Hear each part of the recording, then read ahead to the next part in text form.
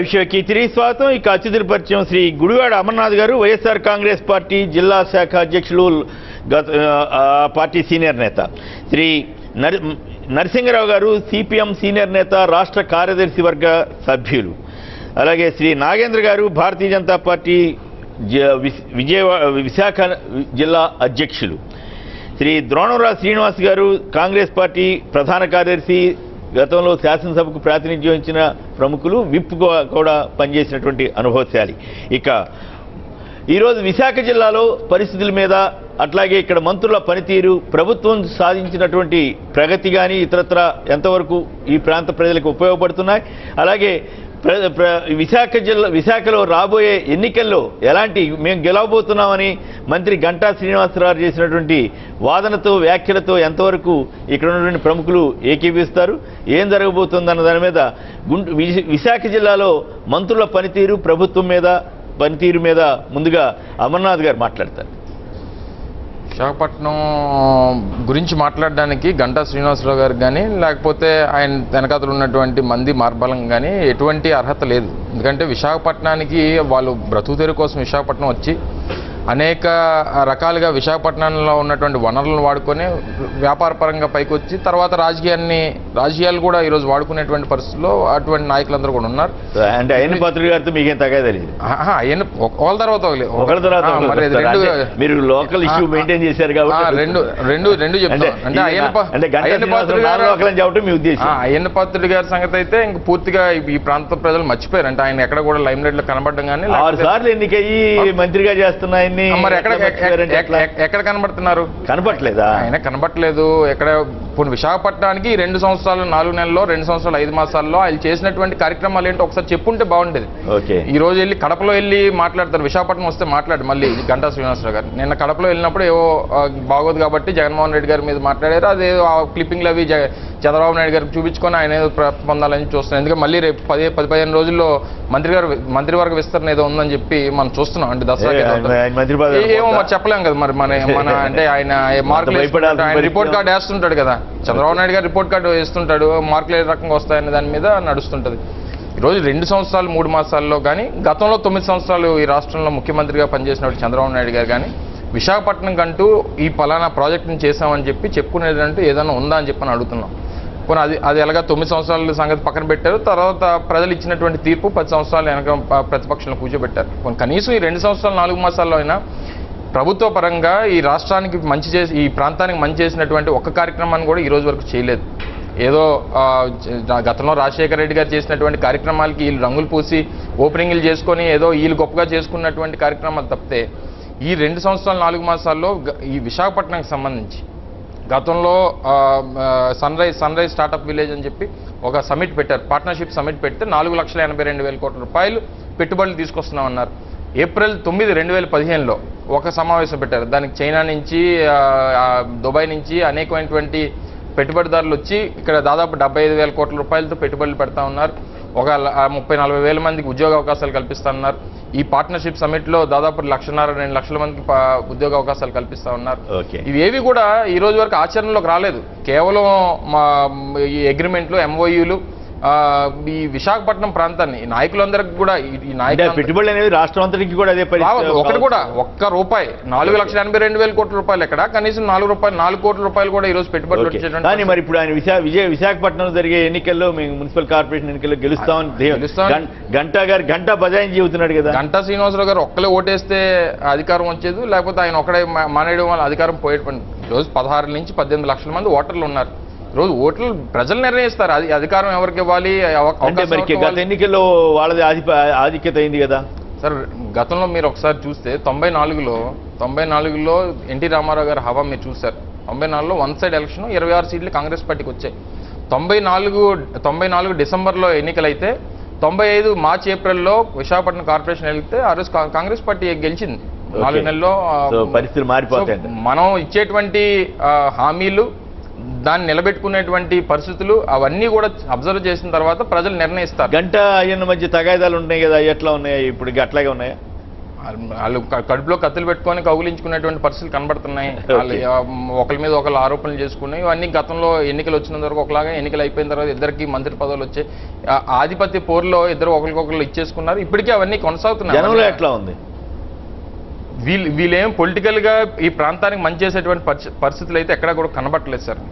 ఈరోజు పూర్తిగా విశాఖపట్నాన్ని వాడుకునేటువంటి పరిస్థితులు, విశాఖపట్నం ద్వారా వాళ్ళు అభివృద్ధి పడేటువంటి పరిస్థితులు కనబడుతున్నాయి తప్ప విశాఖపట్నం అభివృద్ధి చెందేటువంటి పరిస్థితులు వీళ్ళ వల్ల ఎక్కడా కూడా ఈరోజు నగరంలో ఉన్నటువంటి గ్రామీణ ప్రాంతాల్లో ఉన్నటువంటి ఎమ్మెల్యేలు, మంత్రులు, తెలుగుదేశం పార్టీకి చెందినటువంటి వాళ్ళ వల్ల ఈ ప్రాంతానికి అయితే ఉపయోగం లేదనేది విశాఖపట్నం. టీడీపీ బీజేపీ కలిసి ఉన్నాయి కదా, వాళ్ళిద్దరు కలిసి ఎట్లా చేయగలుగుతున్నారు? నాగేంద్ర గారిని అడిగి చెప్తారు. విశాఖపట్నం పార్లమెంట్ సభ్యులుగా హరిబాబు గారు ఉన్నారు. హరిబాబు గారు రాష్ట్ర పార్టీ అధ్యక్షుడిగా కూడా ఉన్నారు. పోనీ ఆయన ఏదన్నా విశాఖపట్నానికి చేశారనుకుంటే, విశాఖపట్నం ఈరోజు ప్రధానంగా రైల్వే జోన్ కోరుకుంటుంది. విశాఖపట్నం రైల్వే జోన్ ని వాళ్ళు మేనిఫెస్టోలో పెట్టారు. ప్రత్యేక హోదా అంశం మేనిఫెస్టోలో పెట్టారు. రైల్వే జోన్ అంశాన్ని మేనిఫెస్టోలో పెట్టారు. ప్రత్యేక హోదాతో పాటు రైల్వే జోన్ అనేది 6 నెలల కాల పరిమితిలో మేము ఆంధ్ర రాష్ట్రానికి పరిశీలించి ఇస్తామని చెప్పారు. ఈరోజు 2 సంవత్సరాలు 4 మాసాలు అయిపోతుంది. దాన్ని మళ్ళీ ఎక్కడ కాకుండా మళ్ళీ విజయవాడకి అంటున్నారు. ఈ రోజు విజయవాడలో కొత్తగా ఉద్యమం మొదలైంది సార్.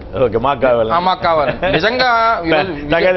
విజయవాడ వాళ్ళకి అసలు రైల్వే జోన్ వల్ల ఉపయోగాలు ఏంటో కూడా ఈ రోజు ఆ ఉద్యమం చేస్తున్నటువంటి నాయకులను అడిగినా కూడా తెలియదు. కానీ వాళ్ళకి ఏంటంటే అది ఒక క్రియేట్ అయిపోయి, అంటే మాకు కూడా రైల్వే జోన్ కావాలనేటువంటి ఒక దీనికి వెళ్ళిపోయేటువంటి ఈరోజు ఇవ్వకపోగా 2 ప్రాంతాల మధ్య చిచ్చుపెట్టేటువంటి పరిస్థితులు కనబడుతున్నాయి. రైట్. నరసింహరావు మాట్లాడడానికి ముందు రమణ గారు ఒక వైజాగ్ నుంచి లైన్ లో ఉన్నారు. రమణ గారు నమస్కారం, మాట్లాడండి. రవికుమార్ గారు. నేను ఎన్ రవికుమార్ అంటే బట్రా సంఘానికి ప్రెసిడెంట్ అండి. నేను సార్ విశాఖపట్నం గురించి మాట్లాడితే ఏమంటారు? విశాఖపట్నం గురించి మాట్లాడితే హలో క్లియర్ గా లేదు సార్. విశాఖపట్నం చెప్పండి. మీరు ఈ అధికార పార్టీలకు దూరంగా ఉండి కార్మిక సంఘాలనండి లేదా ప్రజా సంఘాలనండి వాళ్ళందరికీ నాయకత్వం ఇచ్చి వామపక్ష నేతగా ఉన్నారు. ఏమిటి వాస్తవ పరిస్థితి ఏంటి? ఇక్కడ మంత్రులు కానీ జిల్లాలో పరిణామాలు కానీ పరిస్థితులు కానీ టీడీపీ బీజేపీలు ఎట్లా పాలిస్తున్నాయి, ఏం కదా? విశాఖ జిల్లా ఉత్తరాంధ్ర వెనకబడిన ప్రాంతం. 2.5 సంవత్సరాలు ఈనాడు రాష్ట్రంలో తెలుగుదేశం, కేంద్రంలో బీజేపీ ప్రభుత్వం అధికారంలోకి వచ్చింది. ఒక్క విషయంలో కూడా ఈ ఉత్తరాంధ్ర ప్రాంతాన్ని కానీ ప్రత్యేకంగా విశాఖ అభివృద్ధి చేయడానికి బ్రహ్మాండమైన అవకాశాలు ఉన్న ప్రాంతం అయినప్పటికీ కూడా అది చేయడంలో పూర్తిగా ఫెయిల్ అయింది. అందులో విశాఖ జిల్లా తీసుకుంటే పట్టణ ప్రాంతం, పారిశ్రామిక ప్రాంతం.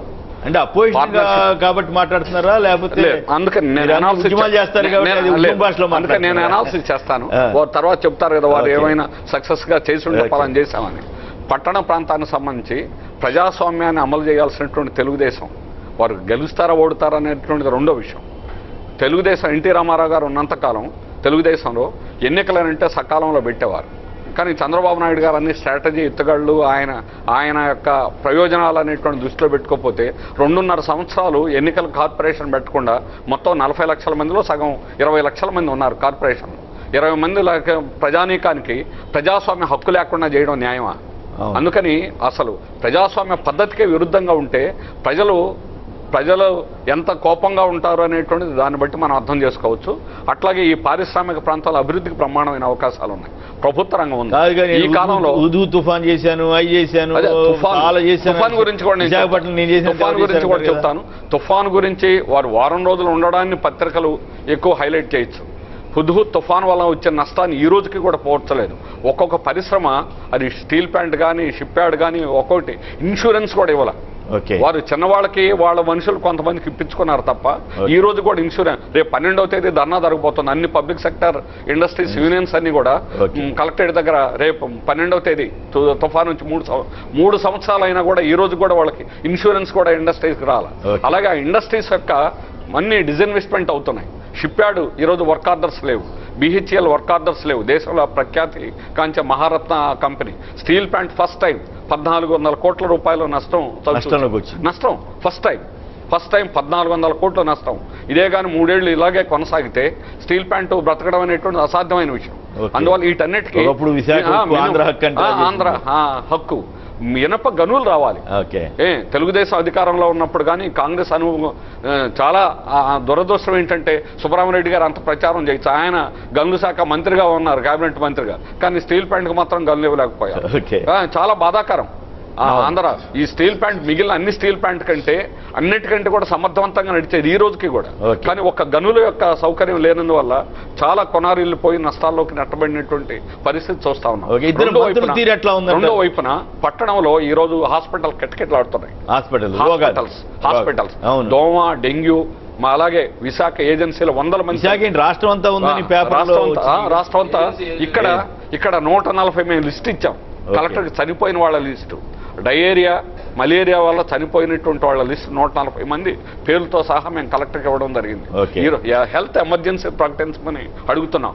కానీ అసలు డాక్టర్లు లేరు. బయట వాళ్ళ నుంచి తీసుకురావడం కాదు, బయట వాళ్ళ నుంచి హెల్త్ ఎమర్జెన్సీ అంటే అన్ని డిపార్ట్మెంట్లు కూడా దీని మీదే దృష్టి పెట్టి చేయాలి. అసలు అన్ని కాదు, ఆ డిపార్ట్మెంట్ లో ఉండాల్సిన డాక్టర్ మంత్రులు ఏం చేస్తున్నారు?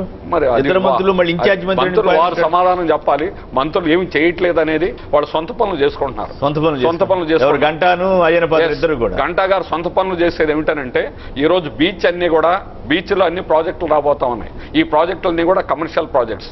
బీచ్ అంతటిని కూడా వ్యాపారమయం చేయబోతున్నారు. ఇక్కడ నుంచి బియ్యం వరకు కూడా వ్యాపారం ఇవన్నీ ప్రైవేట్ వాళ్ళకి అమ్యూజ్మెంట్ పార్కులు లాగా పార్కులు దీన్ని మోడర్నైజ్ చేస్తాం, డెవలప్ చేస్తాం అనేది. ఏమిటి డెవలప్మెంట్ అంటే అమ్యూజ్మెంట్ పార్క్స్ లాగా చేసి ఇక్కడ నుంచి భీముల వరకు ప్లాన్స్ 7 ప్రాజెక్టులు రాబోతున్నాయి. దానికి ప్రపంచ బ్యాంకు నిధులు, అట్లాగే ఇక్కడ వాళ్ళ మనుషులకు అవి కేటాయించడం. రెండో వైపున ఏంటంటే భూములు, గ్రామీణ ప్రాంతంలో ఉన్నటువంటి భూములు, నక్కపల్లి ప్రాంతంలో 5,000 ఎకరాలు తీసుకోవడానికి ఈరోజు మరి చట్టం చేశారు. కొత్త చట్టం అమలు లేకుండా ఏదైతే ల్యాండ్ పుల్లింగ్ అని చెబుతున్నారో, ల్యాండ్ బ్యాంకు అంటున్నారో, ఇక్కడ పేదవాళ్ళు అత్యధిక మందికి అసైన్డ్ భూములు.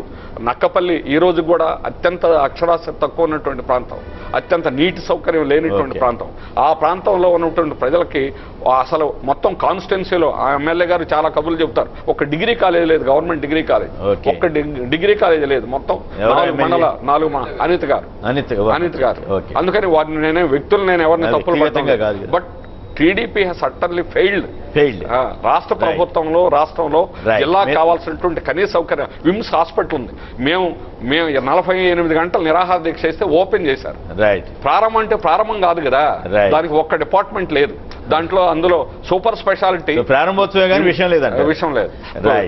ఏదైతే హైదరాబాద్ లో నిమ్స్ లాగా ఇక్కడ డెవలప్ చేస్తామని పెట్టినటువంటిది, ఇప్పుడు దాన్నేమో విజయవాడకు తరలించారు. ఇక్కడ విమ్స్ ఆల్రెడీ ఉన్నదాన్ని బిల్డింగ్లు కట్టి ఉన్నటువంటి వాటిని ఓపెన్ చేయమంటే ఓపీలు. రవికుమార్ గారు లైన్ లో ఉన్నారు. రవికుమార్ గారు నమస్కారం, మాట్లాడండి. సార్ నమస్కారం అండి. నేను రాజకీయ నమస్కారం, వైజాగ్ సమస్య మీద నేను మాట్లాడుతున్నాను. నేను బట్రా సంఘానికి ఒక ప్రెసిడెంట్. వైజాగ్. హలో, 2014లో అనేక కారణాల వల్ల చనిపోయారు. ఎలక్ట్రికల్ వల్ల కానీ లేకపోతే ప్రమాదవశాత్తు కానీ సీఎం రిలీఫ్ ఫండ్ ఈ రోజుకు 300 మంది 2014 నుంచి ఈ రోజు వరకు చనిపోయిన ₹1 కలిపి ఈ ప్రభుత్వం పని చేయలేదండి. ఎవరు నాయకులు వాటి గురించి ఎవరు పట్టించుకోవట్లేదు. 300 మంది ప్రతిరోజు గ్రీవెన్స్ సెల్ లో రిపోర్ట్ చేస్తున్నారు. కానీ బడ్జెట్ ఏమో గోదావరి పుష్కరాలకు ట్రాన్స్ఫర్ అయిపోయింది, కృష్ణానదికి బ్రాండింగ్ కార్మికులు 15 రోజులు సమ్మె చేస్తే నేను వచ్చే జీతాలు పెంచుతాను. మినిమం అది ఒక కాలర్ ఏం చెప్తున్నారంటే సీఎం రిలీఫ్ ఫండ్ కింద 2014లో అప్లై చేస్తే ఇంతవరకు ఎవరికి ఇవ్వట్లేదు అనేది వారి ఎస్పెషల్ విశాఖపట్నానికి సంబంధించిన ఆయన అడుగుతా ఉన్నారు. ఓకే అండి, థ్యాంక్ యూ. అంటే రాజకీయ పార్టీ నుంచి మీరు మాట్లాడుతున్నారు కదా. ఓకే, 2000 మంది జీడిపప్పు కార్మికులు నెల రోజుల నుంచి సమ్మె చేస్తున్నారు. కనీస వేతనాలు అనేటువంటిది అమలు ₹100 తక్కువ ఇస్తున్నారు. అది ఎమ్మెల్యే మినిస్టర్ గారి కాన్స్టిట్యున్సీ. రైట్, నాగేంద్ర గారు మీరు చెప్పండి, ఏంటి మరి మీ ఇక్కడ మరి సరే కార్పొరేషన్ లో గెలవటం ఓటం అనేది గెలుస్తామని ఇద్దరు చెబుతున్నారు, గంటా గారు చెబుతున్నారు. కానీ మరి వాళ్ళిద్దరు చెబుతున్నారు చూస్తే మీ భారతీయ జనతా పార్టీ అధికారంలోకి వచ్చిన తర్వాత 2 సంవత్సరాలు 3 నెలలు అయింది. ఈ 27 నెలల్లో కూడా విశాఖపట్నంలో ఏ రాజకీయ పార్టీ చేయనంతగా కేంద్రం నుంచి అనేక అభివృద్ధి ప్రాజెక్టులు వచ్చినాయి. ఒకటి IIM, Indian institute of management క్లాసులు ప్రారంభమైనాయి. తర్వాత పెట్రోలియం సంబంధించిన ఇన్స్టిట్యూట్ వచ్చింది, దాంట్లో క్లాసులు ప్రారంభమైనాయి. సమీర్ అనేది ఎలక్ట్రానిక్స్ సంబంధించిన ఒక సంస్థ, దానికి వర్క్స్ స్టార్ట్ అయినాయి. తర్వాత అంతకుముందు మత్స్య ఉత్పత్తులన్నీ కూడా విశాఖపట్నం చాలా ఎక్కువగా ఉండే. ఆ టెస్టింగ్ ల్యాబొరేటరీ అంతా చెన్నై వెళ్ళేవారు, అక్కడ లేకుండా ఇక్కడ టెస్టింగ్ ల్యాబొరేటరీ ఒకటి ప్రారంభిస్తున్నారు. తర్వాత సెంట్రల్ గవర్నమెంట్ హెల్త్ స్కీమ్ అనేది దానికి సంబంధించిన సంస్థను ఇక్కడ ప్రారంభించారు. గత 10-15 సంవత్సరాల నుంచి అనేక మంది పార్లమెంట్ సభ్యులు ప్రయత్నం చేసినా సరే ఎవరు కూడా సాధించలేకపోయారు. నడ్డా గారు ఇక్కడికి వచ్చారు, దాన్ని అనౌన్స్ చేశారు, ఈ నెలలోనే దాన్ని ప్రారంభిస్తారు. తర్వాత ఈఎస్ఐ హాస్పిటల్ 500 పడకల ఆసుపత్రిని ఇక్కడ అనౌన్స్ చేయడం జరిగింది. దాంతోపాటు ఒక మెడికల్ కాలేజీ కూడా ఉంటుంది. అదేవిధంగా 200 పడకల డెంటల్ హాస్పిటల్ కూడా ఇక్కడ ప్రారంభమవుతుంది. ఇవి కాకుండా మనకి ఇంక్యుబేషన్ సెంటర్ అని ఊడాతో STPI software technology park of India అని మామూలుగా కేంద్ర ప్రభుత్వ సంస్థనే వాళ్ళిద్దరు భాగస్తులుగా ఒక సంస్థ నిలుపుకుంటున్నారు. అదేవిధంగా మెడ్టెక్ పార్క్ 20,000 కోట్ల ఇన్వెస్ట్మెంట్తో ఒక మనకి ఇక్కడే డెవలప్ అవుతుంది. అది కాకుండా NIPER national institute of pharma education research centre అనేది ఇలాగా 10 సంస్థల్ని ఏర్పాటు చేయడమే కాకుండా ఇక్కడ 20,000 ఇళ్ళు కేంద్ర ప్రభుత్వం కూడా ఆమోదించడం జరిగింది. తర్వాత ఎప్పుడు అవకాశం ఉంటే అప్పుడు మంచి ప్రోగ్రామ్స్ ఇంటర్నేషనల్ ఫ్లీట్ రివ్యూ అనేది ఇక్కడ ఏర్పాటు చేయడం జరిగింది. అదేవిధంగా పారిశ్రామికవేత్తలందరినీ కూడా మీరు బీజేపీ వరకు అంటే మీరు వ్యూహాత్మకంగా మాట్లాడుతున్నట్టుంది. తెలుగుదేశం పార్టీ ఏం చేయలేదు, మేమే చేసామని అభివృద్ధి కార్యక్రమం గవర్నమెంట్ వరకే అంటే మేము చెప్పవలసి ఎవరన్నా అంతకుముందు ఏ ప్రభుత్వం అన్నా ఏ పార్టీ అన్నా విశాఖపట్నంలో విశాఖపట్నం ఇన్స్టిట్యూషన్స్ ఆల్రెడీ స్టార్ట్ అయినాయి. సిజిహెచ్ఎస్ అనేది హైదరాబాద్ లో ఉండేది, ఇక్కడ లక్ష మందికి ఉపయోగపడేది. అది 1,00,000 మందికి ఉపయోగం.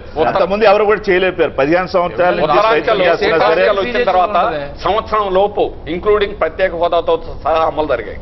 ఇవేవి కూడా వీటికేవి కూడా నిధులు ఇవ్వాల. యూనివర్సిటీలో క్లాసులు ఈఎస్ఐ నేను 3 రోజుల క్రితం 15వ తేదీన ఢిల్లీలో ఈఎస్ఐ కలిసాను. సార్ స్థలం వివాదం వచ్చింది, అదేమీ అవ్వలేదు సార్. 10 సంవత్సరాల్లో మేము కల్పించాలండి. ఇప్పటికి 2 సంవత్సరాలు 3 నెలలు అయింది. అనేక సంస్థల్ని ప్రారంభించడం జరిగింది. తొందరలోనే ప్రారంభించారు. రైల్వే జోన్ కూడా ఒకసారి రైల్వే జోన్ లో యాక్ట్ లో ఏముందంటే ఉండండి, అలా కాదండి, అంతకుముందు చట్టంలో పెట్టిందండి. Indian railway shall with in 6 months from the appointed day examine establishing new railway zone in the success state of Andhra Pradesh అని ఇచ్చారండి. దాని గురించి ఎగ్జామినేషన్ కి ఒక technical team technical team negative గా ఇచ్చింది. ఇప్పుడు పొలిటికల్ డెసిషన్ తీసుకోమని Bharatiya Janata party, Telugu Desam party, Andhra Pradesh government అందరూ కూడా కేంద్రం మీద ఒత్తిడి తీసుకొస్తుంది. అది ఖచ్చితంగా ఆ ఇష్యూ మీద మళ్ళీ ప్రత్యేక హోదా ప్రత్యేక చర్చలో మళ్ళీ మాట్లాడుకోవచ్చు. అది అయితే ఇక్కడ శ్రీనివాస్ గారు కూడా మాట్లాడిన తర్వాత మళ్ళీ వద్దాం. మరి అయితే మీరు తెలివిగా ఆ మంత్రులిద్దరు కొట్టుకుంటున్నారు అని చెప్తే కూడా మీరేం మాట్లాడాలి. అభివృద్ధి అజెండా అండి. అంటే మీరు ఒప్పుకున్నట్టు పరోక్షంగా వాళ్ళిద్దరూ తగాదాలు పడుతున్నారులే నాకెందుకులే అన్నట్టుగా మీరు మాట్లాడుతున్నట్టుగా ఉంది. శ్రీనివాస్ గారు మాట్లాడడానికి ముందుగా పీర్ గారు ఒకరు విశాఖపట్నం లైన్లో ఉన్నారు. పీర్ గారు నమస్కారం, మాట్లాడండి. హలో నమస్కారం సార్, మాట్లాడండి ప్లీజ్ సార్. నమస్కారం ప్లీజ్. నమస్కారం సార్. హలో, గుడ్ మాట్లాడండి ప్లీజ్. మాట్లాడండి. అసలు విశాఖపట్నం అభివృద్ధి చెందకపోవడానికి కారణం ఏంటంటే లోకల్ గా స్థానికంగా ఉన్నటువంటి ఎమ్మెల్యేలు, ఎంపీలు అందరూ కూడా వాళ్ళ లోకల్ కాదండి. వాళ్ళు స్థానికంగా వాళ్ళు లోకల్ కాదండి. మీరేమన్నారంటే పీర్ గారు విశాఖపట్నం అభివృద్ధి చెందకపోవడానికి కారణం విశాఖపట్నం ఎంపీలు కానీ ఎమ్మెల్యేలు కానీ ఎవరు లోకల్ కాదంటారేంటి? స్థానికులు కాదు సార్. ఎట్లుంటారు మిత్రమా? స్థానికులు కాదు సార్. మీకు గంటా శ్రీనివాసరావు గారు వలస వచ్చారు, అలాగే వెలగూడ రామకృష్ణ గారు వలస వచ్చారు, అలాగే పంచకల రామ్ పేరు మన ఎలమంచిల ఎమ్మెల్యే గారు, అలాగే మీకు ముత్యంశెట్టి శ్రీనివాసరావు గారు అందరూ కూడా వాళ్ళందరూ కూడా వలస వచ్చిన వాళ్ళనండి. ఇక్కడ స్థానికంగా ఉన్నటువంటి వాళ్ళు మొత్తం అందరూ దానివల్లే అందరూ ఇంచుమించు అందరూ ఒకళ్ళు ఇద్దరు ఉన్నారు సార్. స్థానికంగా ఉన్న తక్కువ అందరూ కూడా వలస వచ్చిన సార్. వచ్చారు, పెట్టుబడులు పెట్టి ఉండొచ్చు, అందరూ కూడా భాగస్తులయ్యారు. వలస రాకపోతే నాగేంద్ర గారు అంటున్నారు వలస రాకపోతే అభివృద్ధి ఎక్కడి నుంచి వస్తుందని అంటున్నారు. 40 ఏళ్ళు స్థానికంగా ఉన్నటువంటి వాళ్ళకి స్థానికంగా ప్రాబ్లమ్స్ తెలుస్తాయి. వాళ్ళు బయట వచ్చిన వాళ్ళకి ఏం తెలుస్తాయి సార్? వాళ్ళకి అందరూ కూడా ఇక్కడ చాలా మంది అంతేనంటారా? సరే, అట్లయితే రైట్. శ్రీనివాస్ గారు చెప్పండి, ఏంటి పరిస్థితి ఇక్కడ రాజకీయ? మీరు చాలా సీనియర్ వీళ్ళందరికంటే కూడా, మీరేం చెప్తారు ఇక్కడ జరుగుతున్నటువంటి వాటి మీద? నమస్కారం అండి. సీనియర్ అని కాదు కానీ ముఖ్యంగా 2014లో ఎన్నికల్లో భారతీయ జనతా పార్టీ నరేంద్ర మోడీ గారు ఇచ్చినటువంటి వాగ్దానాలు కానీ, రాష్ట్ర పునర్వ్యవస్థీకరణ బిల్లుని పూర్తిగా అమలు చేస్తాం, ప్రత్యేక హోదా ఇస్తామన్నటువంటిది, అట్లాగే చంద్రబాబు నాయుడు గారు నాకు అపారమైనటువంటి అనుభవం ఉంది, నేను ముఖ్యమంత్రిగా పనిచేశాను, ప్రతిపక్ష నాయకుడిగా ఉన్నాను, కాబట్టి నాకు ఓటు వేస్తే ఇటువంటి పరిస్థితుల్లో ఈ రాష్ట్రాన్ని నేను సమర్థవంతంగా తీసుకెళ్తాను. ఆ రోజున్న పరిస్థితుల్లో ప్రజలు నమ్మారు, విశ్వసించారు, ఓట్లు వేశారు. కానీ 2.5 సంవత్సరాలు గడిచిన తర్వాత ఒక్కసారి వెనక్కి తిరిగి చూస్తే మనమన్నది కాదు, ఇవాళ కేంద్ర ప్రభుత్వం ఏమీ చేయలేదన్నటువంటిది వెంకయ్యనాయుడు గారు నిరూపించగలిగారు, చంద్రబాబు నాయుడు గారు నిరూపించగలిగారు. నేను 28 సార్లు ఢిల్లీ వెళ్ళాను, ప్రధానమంత్రి గారిని కలిశాను, మంత్రులు కలిశాను, చాలా చేశామని చెబుతున్నారు. చెప్తున్నాను, మంత్రులు కలిశాను. అట్లాగే మొట్టమొదటి బడ్జెట్కు 100 కోట్లు ఇస్తే రెక్కలు విరిగిన పక్షినా నేను, ఇలా అయితే 100 సంవత్సరాలు పడుతుంది పోలవరం ప్రాజెక్టు అన్నటువంటి ప్రకటనలు చాలా ఉన్నాయి. కానీ 2.5 సంవత్సరాల తర్వాత మళ్ళా తగుదునమ్మా అని చెప్పి ఇద్దరు సుజనా చౌదరి గారు కానీ సీఎం రమేష్ గారు కానీ ఢిల్లీ వెళ్ళడం, అక్కడేమో అరుణ్ జైట్లీ గారు వెంకయ్యనాయుడు గారు వాళ్ళతో చర్చలు జరపడం, ఏదో ఒక ప్యాకేజీని అర్ధరాత్రి అందరినీ కూడా ఏదో పెద్ద మనకి బహుమతి ఇచ్చేస్తారన్నటువంటి భావనలోని ప్రజలందరినీ కూడా ముక్తకంఠంతో ఉంచి ఆఖరికి 4 అంశాలు ఏమైతే ఉన్నాయో అవన్నీ కూడా అనౌన్స్ చేయడం. ఈ రోజు వరకు కూడా ప్యాకేజ్ దేనికి ఇస్తున్నారనేది కూడా ఎక్కడ కూడా ఒక నిర్దిష్టమైనటువంటి అమౌంట్ ఎక్కడ కూడా చెప్పలేదు, ఏ రకమైనటువంటి కూడా దానికి ఇచ్చినటువంటి పరిస్థితి. అవన్నీ కూడా చట్టంలో ఉన్నటువంటి అంశాలు. కానీ మనం తర్వాత మాట్లాడదాం. నేను అడిగేది ఇద్దరు మంత్రుల వ్యవహారం ఎట్లా ఉంది జిల్లాలో. ఇప్పుడు విశాఖపట్నంలో వాళ్ళే ఎవరు గెలుస్తారు ఎలక్షన్ జరిగితే? నేను చెప్పేది I will come to that point.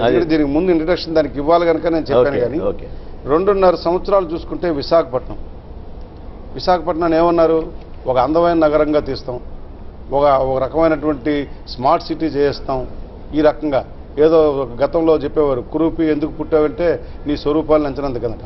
ఆ రకంగా విశాఖపట్నానికి ఇంతవరకు చేసినటువంటిది ఏమీ లేదు. ఇవాళ విమ్స్ మనం బిల్డింగ్స్ తయారయ్యాం, ఎయిమ్స్ ఉంది, ఇక్కడి నుంచి గుంటూరు పట్టుకుపోయాం.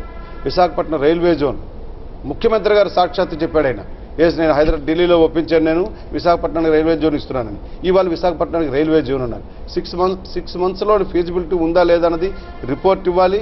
ఏంటి ఆంధ్రప్రదేశ్లో పెట్టడానికి ఆ రిపోర్ట్ ఏమో ఇంతవరకు లేదు.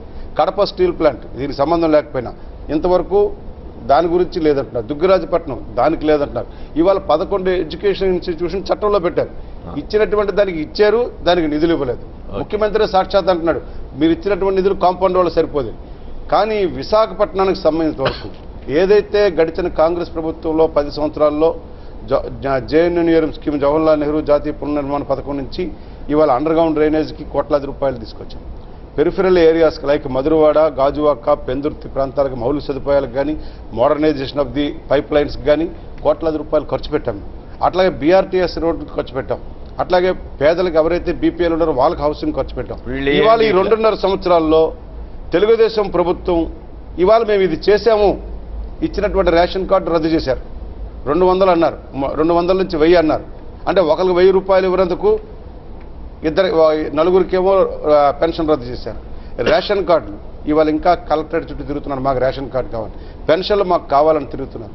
ఆరోగ్యశ్రీ దాని పేరు మార్చారు, ఏదో ఎన్టీఆర్ హెల్త్ అన్నారు, ఏదో పేరు మార్చుకుంటూ మార్చుకొని. కానీ పథకం సక్రమంగా జరగాలి కదా. ఇదిగో వాళ్ళు అక్కడికి కానీ హాస్పిటల్కి వెళ్తే ఇది ఈ అంశంలో ఇందులో లేదు, మీకు వైద్యం రాదు, దీనికి డబ్బు రాదు అంటే వాడు అప్పు చేసి మళ్ళా వైద్యం చేయించుకునే పరిస్థితి. ఇంకా చూస్తుంటే ఇక్కడ అసలు ఏ రకమైన ప్రభుత్వం నడుస్తుంది విశాఖపట్నంలో? ప్రతి సెమినార్ ఇక్కడే పెడుతున్నారు, ఇక్కడే హోటల్స్లో పెడతారు, కోట్లాది రూపాయలు ఖర్చు పెడతారు. ఐటీ సెమినార్ వర్క్షాప్ అంటారు, లేదా ఇండస్ట్రియల్ సెమినార్ అంటారు, లేదా ఇంకోటి అంటారు, సిఐ సమిట్ అంటారు. ఎంఓయూ మళ్ళా 2015లో చేశారు. ఉదాహరణకు మీకు ఒకటే, చాలా ఉన్నాయి నా దగ్గర, అవన్నీ చెప్పడానికి సమయం కుదరదు. కానీ స్టీల్ ప్లాంట్ RINLతో మనం 2015లో 38,000 కోట్లకి ఆ రోజు అందరూ ఉన్నారు, కేంద్ర మంత్రులు ఉన్నారు, అట్లాగే ముఖ్యమంత్రి గారి సమక్షంలో MOU అయ్యారు ఏది ఎక్స్పాన్షన్కి. కానీ 2012లోనే MOU అయినటువంటి 42,000 కోట్లకు సమైక్య రాష్ట్రంలో కిరణ్ కుమార్ రెడ్డి ముఖ్యమంత్రిగా ఉన్నప్పుడు అయినటువంటిది ఇవాళ మరలా దానికి MOU చేసుకుని ఇది మేము తీసుకొచ్చామని ముఖ్యమంత్రి గారు చెప్పడం, దానికేమో తందాంతానని సీనియర్ మంత్రి అయినటువంటి వెంకయ్యనాయుడు గారు, మా గౌరవం ఉంది చాలా, ఆయన మొన్నొచ్చి ఇగో మేము 38,000 కోట్ల రూపాయలు ఎక్స్పాన్షన్ చేశాం. ఇవాళ IOC HPCL క్రూడ్ అవుతున్నారంటారా? అంతే రెండు ఇదిగోండి అవతలు కాదు. కాంగ్రెస్ ప్రభుత్వం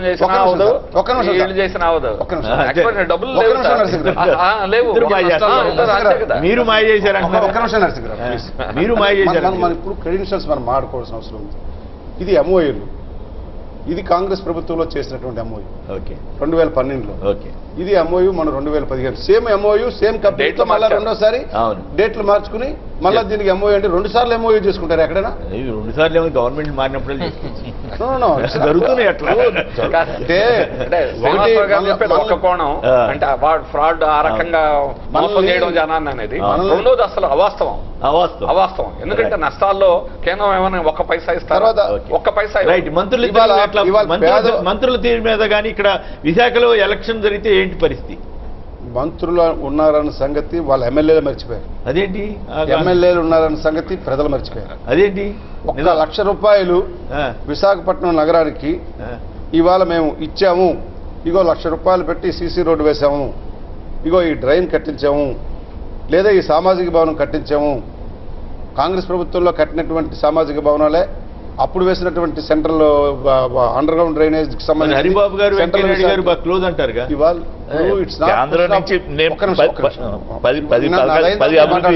డెవలప్మెంట్ దాంట్లో ఏదో కండెమ్ చేయండి, ఇది రావట్లేదు, ఇది లేదండి. ఇప్పుడు ఐఏఎం రాలేదా? సమీర్ వచ్చింది. మీరు ఒక మాట చెప్పండి, స్మార్ట్ సిటీ అన్నారు. ఇవాళ జేఎన్యూఎం స్కీమ్స్ మీరు ఆపేసారా ఆపలేదా? అలా కాదండి, వేరే పద్ధతిలో ఇస్తున్నారు. 2022 సంవత్సరం కల్లా దేశంలోని అన్ని కుటుంబాలకు కూడా ఇల్లు ఏర్పాటు చేయాలని చెప్పి ఫస్ట్ ఫేజ్ లో మనకి 20,000 ఇల్లు ఇచ్చారు. ఆంధ్రప్రదేశ్ లో 93,000 ఇల్లు ఇచ్చారు. ఆంధ్రప్రదేశ్ కూడా ప్రయారిటీ ఇచ్చారండి. 9,35,000 ఇల్లు దేశంలో ప్రకటిస్తే 1,93,000 ఆంధ్రప్రదేశ్ ఇచ్చారు. మనకి 20,000 ఇచ్చారు. ఐఎఫ్ఆర్ కి 125 కోట్లు ఇస్తారన్నారు డిఫెన్స్ నుంచి. దీనికి 25 కోట్లు ఇచ్చారు. దాని తర్వాత ఇక్కడ కాంట్రాక్టర్లు అందరి చేత పనులు చేయించేశారు. బిల్లులు అడుగుతుంటే దానికి లేకపోతే కాంట్రాక్టర్లు అందరూ స్ట్రైక్ చేస్తే ఇవాళ ఎక్కడి నుంచి ఈ ప్రజలు కట్టినటువంటి పన్నులతో ఇందులో నుంచి డబ్బులు తీసి వాళ్ళకి బిల్లు ఇచ్చినటువంటి పరిస్థితి. ఇవాళ ఒక కాలం అయినందుకు ఇవాళ కార్పొరేషన్ లో డబ్బు లేదు, ఆర్థికంగా కొట్టుమిట్టాడుతుంది. ఎలక్షన్ జరిగితే తెలుగుదేశం పార్టీ చిత్తుగా ఓడిపోయే పరిస్థితి ఏర్పడుతుంది. ఎందుకంటే బీజేపీతో కలిసి చేస్తా అది వాళ్ళు నిర్ణయించుకోవాలి. కలిసి చేసినా అంటే ఇవాళ ఏదో నేను చెప్పి కాదు, ప్రజలు తీవ్ర అసంతృప్తి ఉన్నారు. ప్రజలు ఎందుకంటే ఇవాళ ఎన్నికలు పెట్టలేదు ఇంతవరకు. 5 పంచాయతీలు వంగతో 2.5 సంవత్సరాలు కాలయాపన చేశారు. స్థానిక సంస్థల ఎన్నికలు రేపు కూడా పెట్టరు. వీళ్ళు పెడతారని మీరు అనుకుంటున్నారేమో. ఉన్నటువంటి కేడర్ జారిపోతారన్నటువంటి భావనతో వీళ్ళు ఎన్నికలు అని అంటున్నారు తప్పించి నిజంగా పెట్టాలంటే there is a will, there is a way. 5 పంచాయతీల ప్రశ్న, 5 పంచాయతీలు. హరిబాబు గారి పెర్ఫార్మెన్స్ కానీ లేదా మన ముత్తంశెట్టి శ్రీనివాసరావు పెర్ఫార్మెన్స్ మీద కానీ మీరేం చెప్తారు? ఇప్పుడు వీళ్ళు పెర్ఫార్మెన్స్ రిపోర్ట్ ముఖ్యమంత్రి ఇచ్చేస్తున్నాడు కదా. ఏమని ఇచ్చాడు? ఇదిగో ఈ పలానా ఎంపీ ఇగో 10% ఉంది, ఇంకా అతను 80% పెంచుకోవాలి.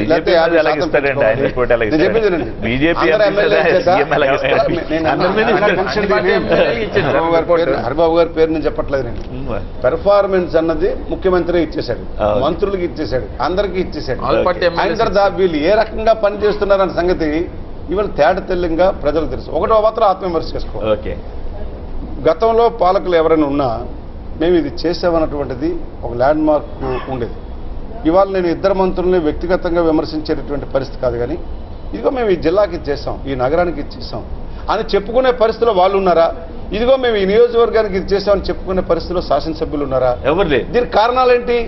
ముఖ్యమంత్రి గారు కేంద్ర ప్రభుత్వం నుంచి రావాల్సినటువంటి నిధులు రాబట్టుకోవడంలో పూర్తిగా వైఫల్యం చెందారు కనుకనే ఇవాళ నిధులు రాలేకపోతున్నాయి.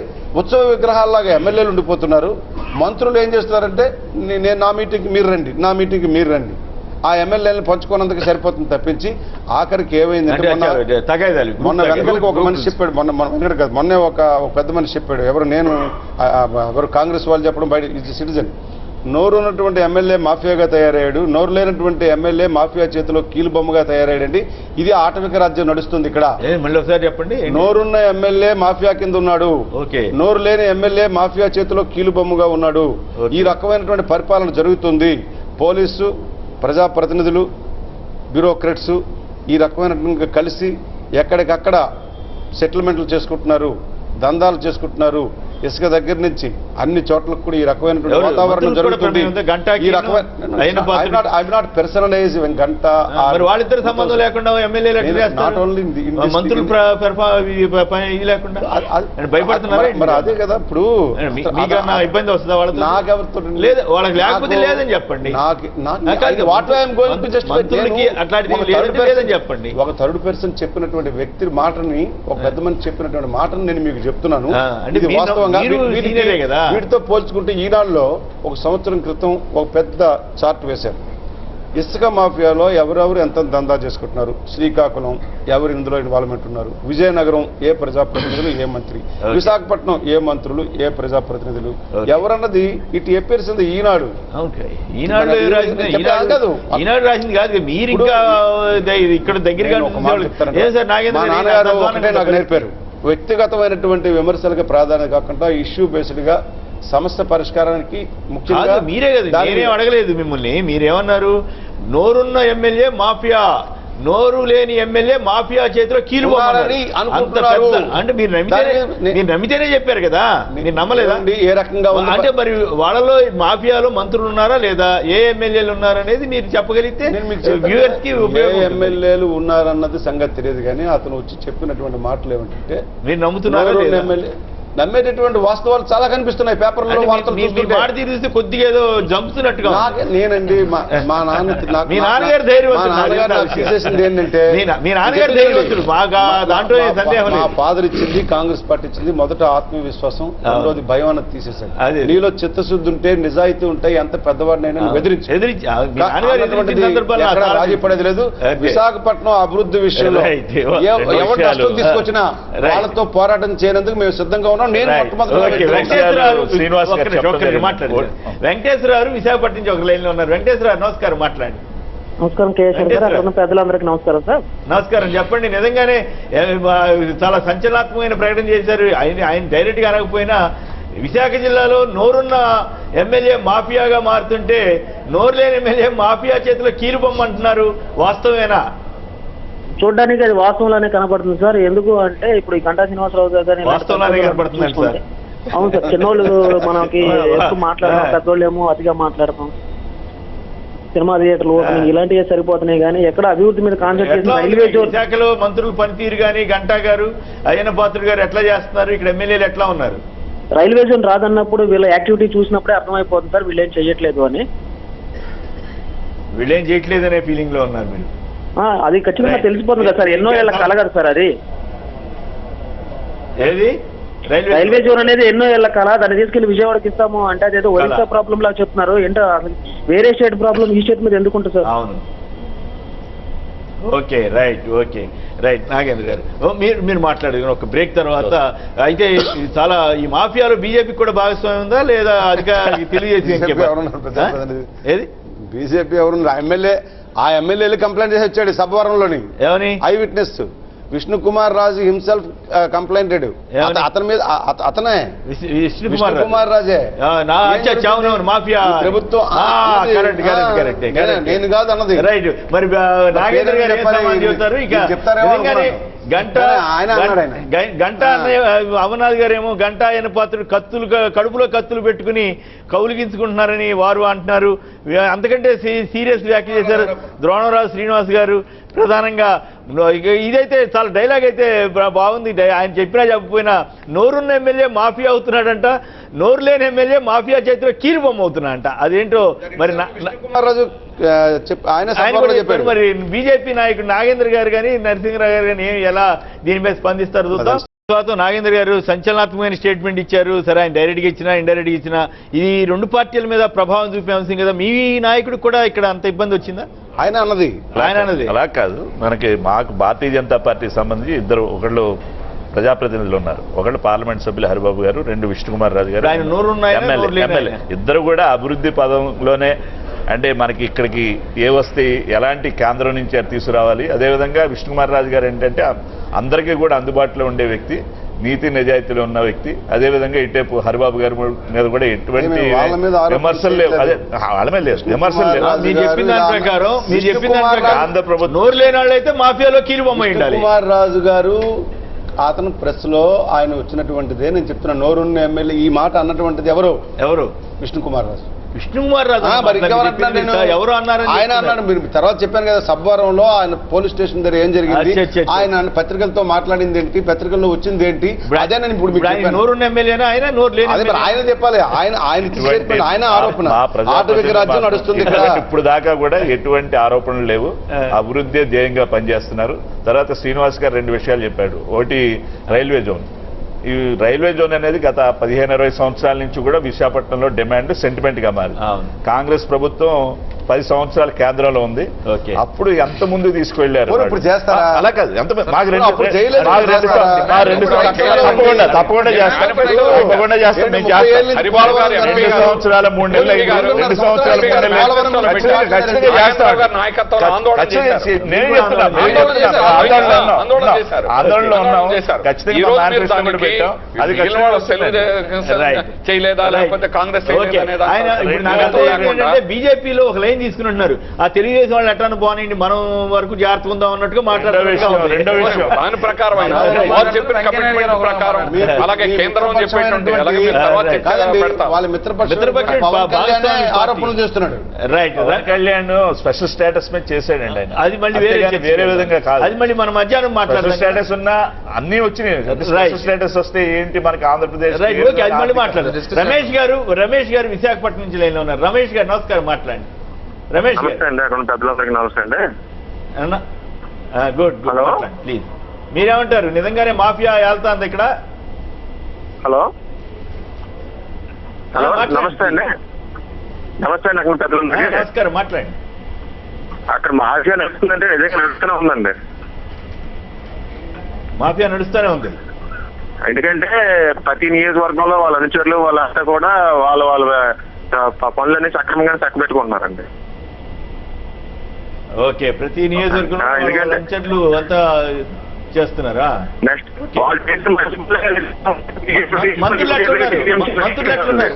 మంత్రులు గంట అయిన పాత్ర ఎట్లున్నారు? వాళ్ళకి ఏంటి అడగక్కర్లేదండి. వాళ్ళని అడగక్కర్లేదా? ఏమి అంత కోపం? కోపం కాదండి, వాళ్ళ లోపల మాత్రం బోల్ తగాదాలు వీటికి మాత్రం ప్రజల మధ్య మీడియా ముందు బోల్ నటిస్తుంటారు. నటిస్తున్నారా?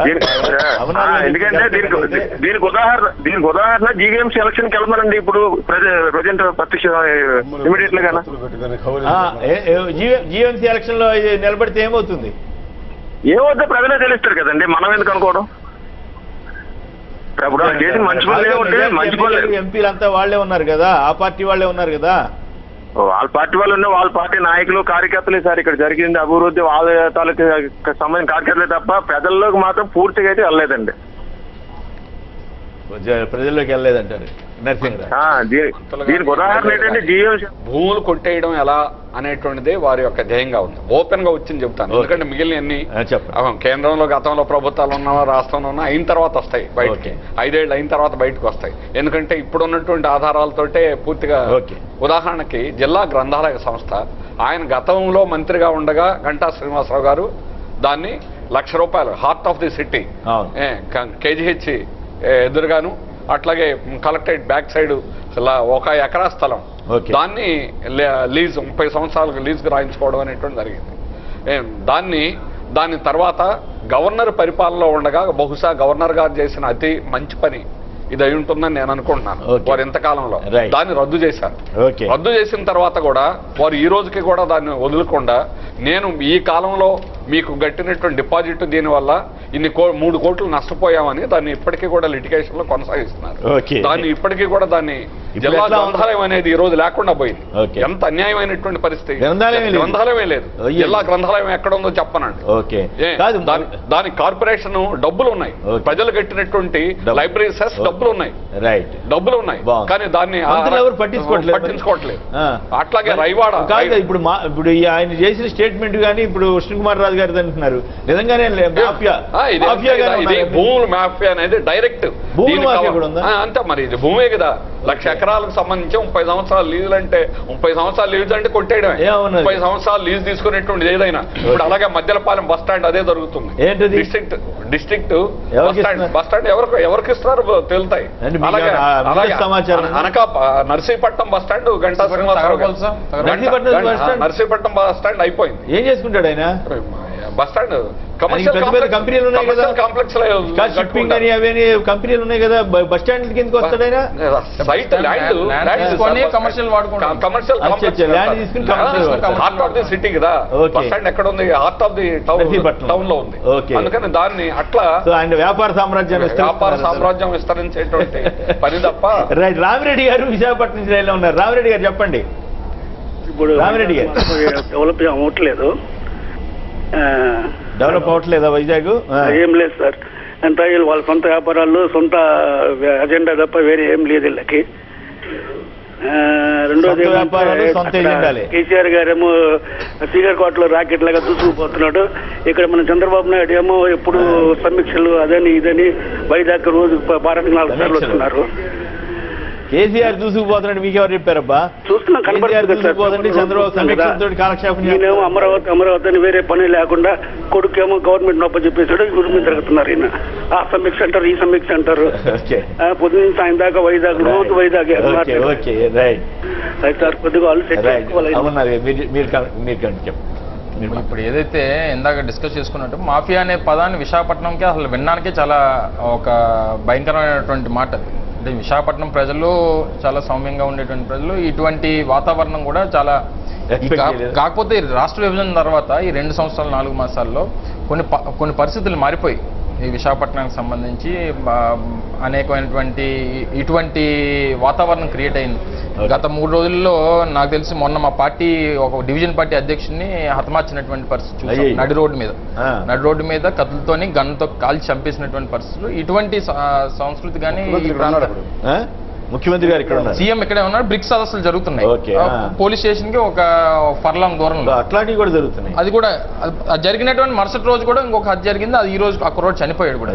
అంటే అటువంటి ఇవన్నీ కూడా నడుస్తున్నాయి. దాంతోపాటు ఇదంతా కూడా భూములకి వ్యాపారాలకు సంబంధించినటువంటి ఒక అవినీతి సామ్రాజ్యాన్ని నెలకొల్పేటువంటి పరిస్థితుల్లో ఈ మాఫియా అనేటువంటి సంస్కృతి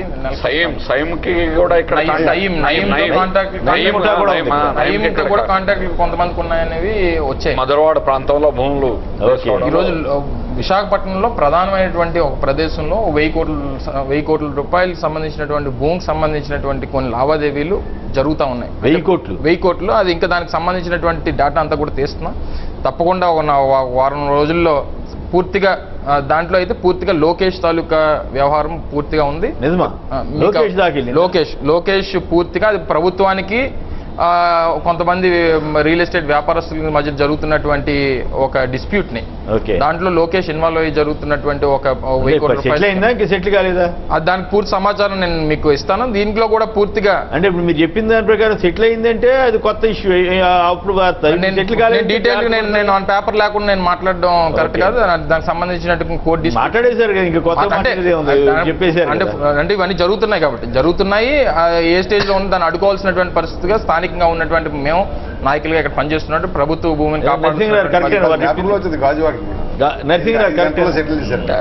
దాని ఆధారాలు పూర్తిగా లేకుండా పత్రికల దాకా చెప్పడం అనేటువంటిది ఎవరు ఏమిటని అది ఆధారాలతో మీరు కూడా విన్నారా? పోనీ విన్నాం.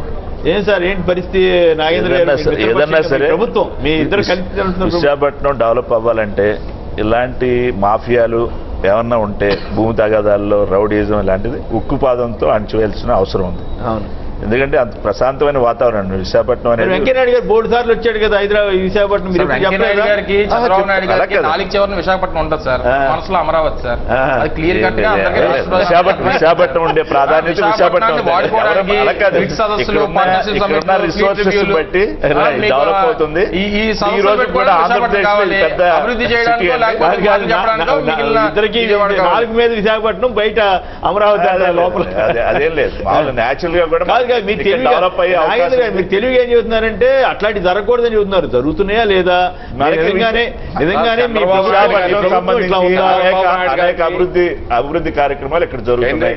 అది కేంద్ర ప్రభుత్వం సహాయంతో జరుగుతూ ఉన్నాయి. చంద్రబాబు నాయుడు గారు లేదండి, అందుకనే మీకు జోన్ విజయవాడకే తీసుకెళ్లాలనే ప్రయత్నం అయినా, ఎందుకంటే ఆయన వ్యాపార ఎస్టాబ్లిష్మెంట్ రాజధాని రైల్వే సంబంధించి మాత్రం తెలుగుదేశం పార్టీ బీజేపీ రాష్ట్రంలో మనం ఏ తప్పు చేసామో హైదరాబాద్ ని అంత ఎత్తు స్థాయికి పెంచి 60% రెవెన్యూ మనం తీసుకొచ్చామో ఇవాళ అదే తప్పు అమరావతిలో జరుగుతుంది. విశాఖపట్నం కూడా ఒక సెక్యూరిటీ సిటీలా తయారు చేసేటటువంటి ప్రణాళికలు ఆల్రెడీ వాళ్ళు సిద్ధం చేస్తుంది, ఇంప్లిమెంట్ చేస్తున్నారు. 2.5 సంవత్సరాల్లో ఏం జరుగుతుంది అనేది తేటతెల్లం అవుతుంది. ఓకే. ఇది మొత్తం మీద ఇక్కడ విశాఖ జిల్లాలో ప్రధానంగా ద్రోణరాజు గారు శ్రీనివాస్ గారు చెప్పినట్లుగా నోరున్న ఎమ్మెల్యే మాఫియా చేస్తున్నాడు, నోరు లేని ఎమ్మెల్యే మాఫియాలో చిక్కి శల్యమవుతున్నాడు, చిక్కిపోయాడు, చిక్కి కీలుబొమ్మగా మారాడని చెబుతున్నారు. మరి ఆ పరిస్థితి ఉంటే అది ప్రభుత్వానికి కంటే కూడా ప్రజలకి చాలా విష్ణుకుమార్ రాజు గారు చెప్పారట.